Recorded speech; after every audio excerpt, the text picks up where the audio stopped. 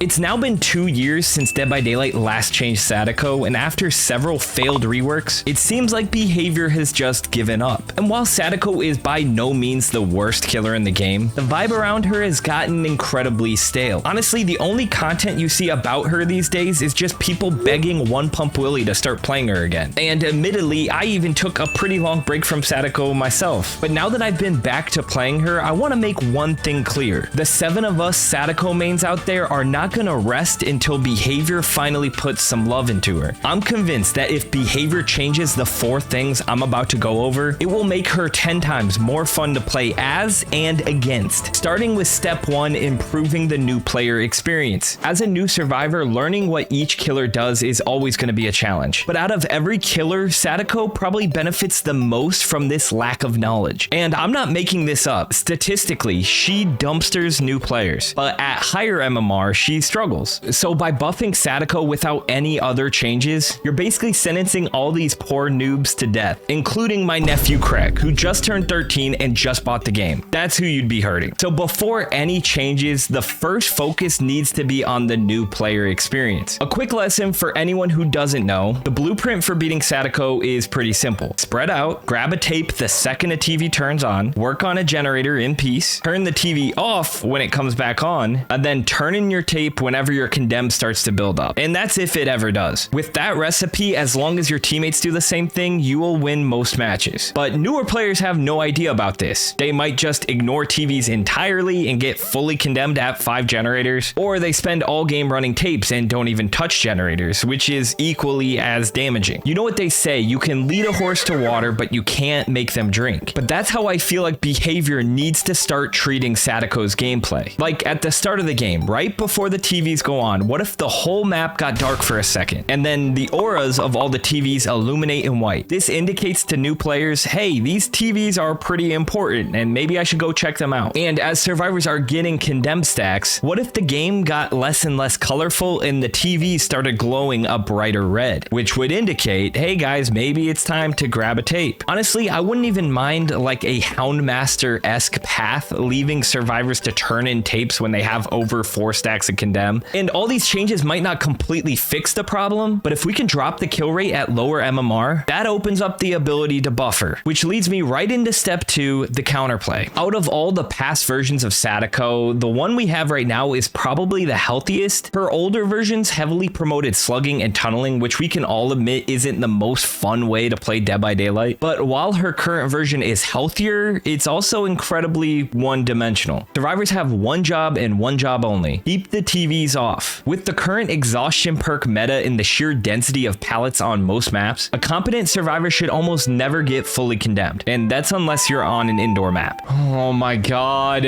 for every sprint burst, if I had a nickel for every sprint burst, I would literally have like $45 cash.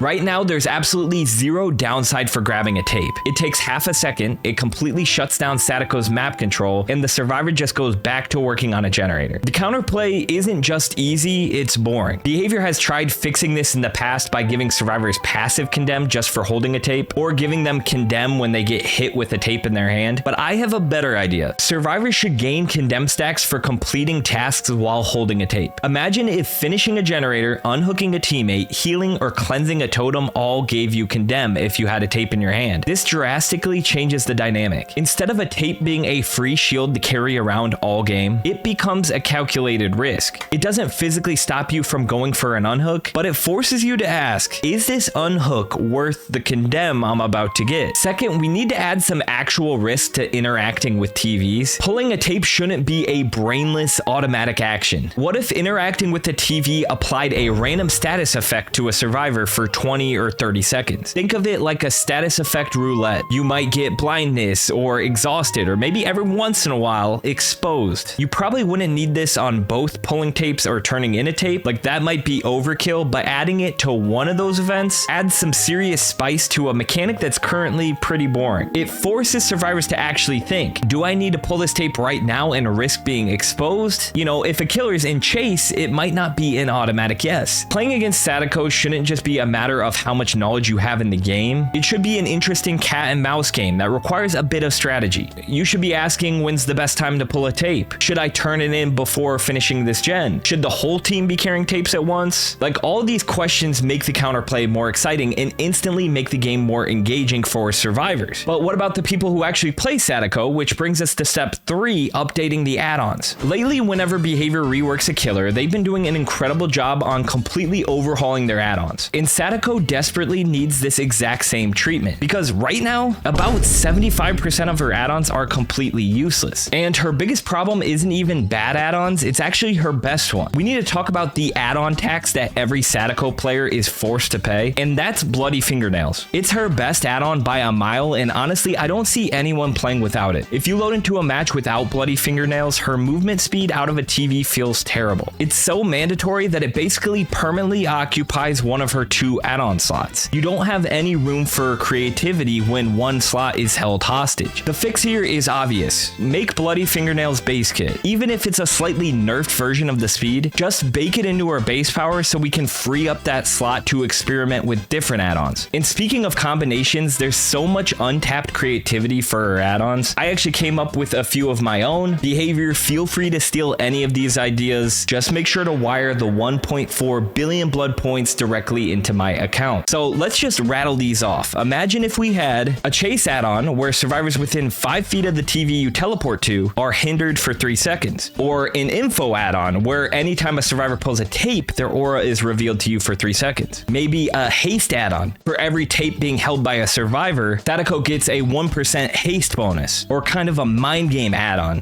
Whenever Sadako teleports, her model crawls out of every single TV on the map for a brief amount of time. This one's kind of like Freddy's add-on. It was the purple one where Freddy...